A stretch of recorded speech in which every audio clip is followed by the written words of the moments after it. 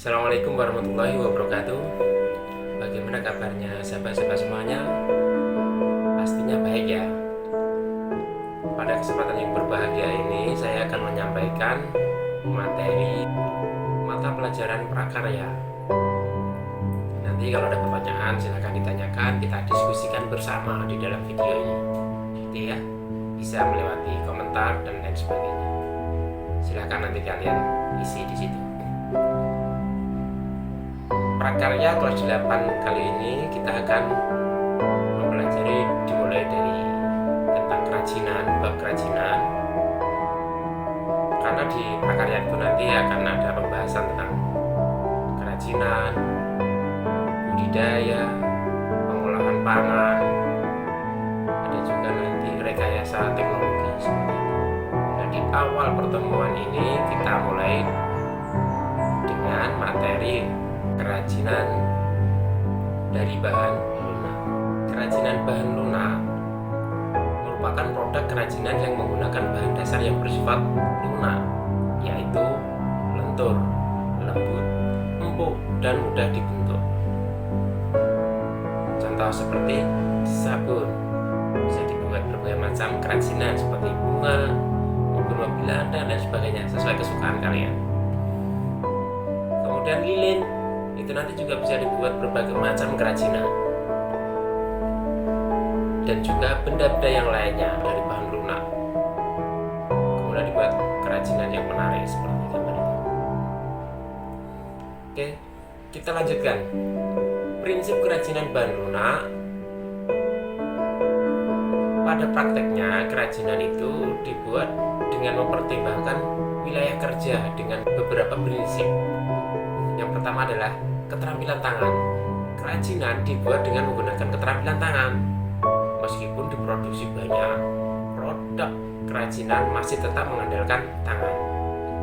Itu prinsip kerajinannya adalah keterampilan tangan. Kemudian yang kedua adalah keterampilan teknik, yaitu pembuatan benda-benda kerajinan dilakukan secara berulang-ulang dan didasari oleh keterampilan teknik atau keprigelan. Produk yang dihasilkan memiliki kekhasan tangan yang nampak dengan detail dan rumit. Kemudian yang ketiga adalah kedaerahan atau tradisional. Kerajinan merupakan benda-benda yang mempunyai nilai guna, praktis, bersifat universal, dibuat dengan keterampilan teknik tangan, namun masih dipengaruhi oleh adat istiadat setempat. Secara umum, jenis karya ini dapat dipilah menurut manfaatnya sebagai berikut. Kelengkapan busana, contoh gelang, kalung, bros, dan cincin. Kelengkapan suatu benda, contoh kotak tisu yang dilengkapi hiasan keramik pada bagian muka. Kelengkapan rumah atau bangunan, contohnya air mancur berbentuk kodok di taman rumah, misalnya seperti itu. Kemudian kelengkapan keperluan ritual atau upacara adat, contohnya lilin. Itu karya dipilah menurut manfaatnya. Tentu karya-karya yang terbuat dari bahan lunak. Menurut prinsip kemanfaatannya, kerajinan dikategorikan satu, menambah keindahan. Sehingga kerajinan itu dibuat supaya apa yang melekat dalam diri manusia itu memberi manfaat keindahan, memperindah, memberi penekanan, menjadi persyaratan pemakaian, merupakan pertanda atau simbol, dibuat khusus sesuai benda aslinya atau duplikasi, sebagai bagian dari karya seni. Itulah prinsip kebermanfaatan kerajinan. Jenis dan karakteristik kerajinan bahan lunak ada dua macam. Yang pertama adalah bahan lunak alam, dan yang kedua adalah bahan lunak buatan.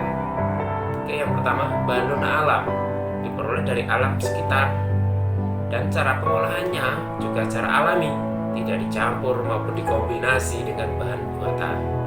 Contohnya tanah liat, kulit, getah nyatu, floor clay, dan bubur tisu. Bahan lunak alam yang pertama tadi adalah tanah liat, warnanya coklat, campurannya air. Mengeras jika dibakar, contohnya batu bata, genteng, kendi, dan lain sebagainya. Kemudian yang kedua adalah kulit hewan,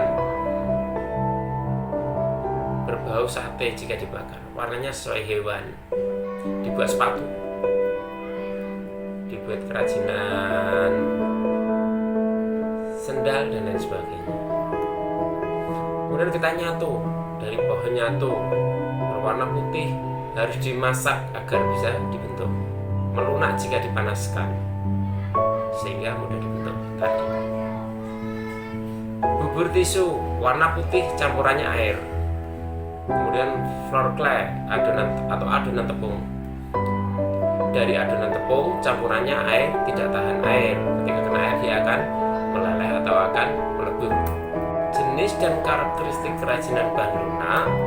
Yang kedua adalah bahan lunak buatan. Bahan yang diolah dan dicampur dengan kimia tertentu sehingga menjadi lunak, lembut, empuk, dan mudah dibentuk. Contohnya polimer clay, gips, fiberglass, parafin, lilin, sabun. Bahan lunak buatan, polimer clay dan plastisin, warna cerah, padat, lunak. Plastisin mengandung minyak, sedangkan polimer clay tidak. Polimer clay bisa mengeras jika plastisin tidak bisa. Fiberglass struktur cair, kering, akan keras. Dapat dibentuk ketika setengah mengeras, dicetak atau dicor. Campurannya katalis agar cepat keras. Tahan lama dan kuat, warnanya bening. Lilin dan parafin, padat, dipanaskan mencair, diwarnai saat cair, dicetak atau dicor, dapat dicampur aroma. Gips, bubuk, dicampur air akan mengental, mengeras jika didiamkan, diwarnai setelah jadi, dicetak atau cor, mudah pecah. Kemudian sabun, padat, dapat diparut, dapat dibentuk seperti flour clay, didiamkan, mengeras. Syarat-syarat perancangan benda kerajinan. Yang pertama adalah kegunaan atau utility. Benda kerajinan harus mengutamakan nilai praktis, yaitu dapat digunakan sesuai dengan fungsi dan kebutuhan. Contoh mangkok untuk wadah sayur. Kemudian kenyamanan atau comfortable. Benda kerajinan harus menyenangkan dan memberi kenyamanan bagi pemakainya. Contohnya cangkir didesain ada pegangannya biar nyaman digunakan, seperti itu. Keluasan atau flexibility. Benda kerajinan harus memiliki keserasian antara bentuk dan wujud benda dengan nilai gunanya. Contoh sepatu sesuai dengan anatomi dan ukuran kaki. Kemudian keamanan atau safety. Benda kerajinan tidak boleh membahayakan pemakainya. Contoh piring dari serat kelapa harus mempertimbangkan komposisi zat lapis, pewarna yang dipakai tidak berbahaya jika digunakan sebagai wadah makanan, seperti itu. Keindahan atau estetik. Nah, benda yang indah mempunyai daya tarik lebih dibanding benda yang biasa-biasa saja. Keindahan sebuah benda dapat dilihat dari beberapa hal, di antaranya bentuk, hiasan atau ornamen, dan bahan bakunya. Selanjutnya, proses perancangan karya kerajinan harus memperhatikan hal-hal berikut. Pertama, tentukan bahan dulu. Yang mau dipakai bahan lunak buatan atau alami. Kemudian, cari ide dari berbagai sumber. Kira-kira bahan yang ada ini cocoknya dibuat seperti apa? Apakah misalkan di sekitar kita itu banyak sekali bahan lunak berupa tanah liat, dibuat batu bata, cocok tidak seperti itu? Buat genting cocok atau tidak seperti itu? Dan lain sebagainya.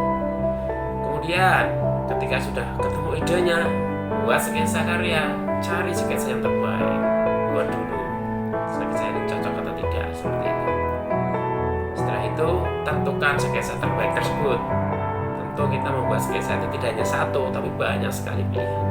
Nanti akan muncul sketsa yang terbaik, itulah yang kita tentukan untuk menjadi sebuah karya yang akan kita buat. Kemudian adalah kumpulkan alat dan bahan yang dibutuhkan dalam membuat karya tadi. Selanjutnya, pembuatan produk. Alat sudah ada, bahan sudah ada, sketsa sudah ada, maka proses pembuatan produk siap dimulai. Kemudian hasilnya dievaluasi atau diuji coba produknya. Apa kelemahannya, apa kekurangannya, dan apa kelebihannya dari produk kita ini. Produk berikutnya adalah produk revisi. Nah, revisi dari produk sebelumnya. Oke, setelah kita mempelajari prakarya dengan bab kerajinan, maka selanjutnya adalah kalian ada tantangan, ada tugas. Kalian ada tugas, yaitu mengidentifikasi manfaat pada produk kerajinan bahan lunak. Silakan kalian cari produk kerajinan bahan lunak, apa saja bahan dasar kerajinannya, bentuk kerajinannya kayak apa, manfaat kerajinan bahan lunaknya kayak apa. Kemudian ungkapan pendapatmu ditulis juga, kemudian dikumpulkan. Oke, terima kasih, selamat berkarya. Wassalamualaikum warahmatullahi wabarakatuh.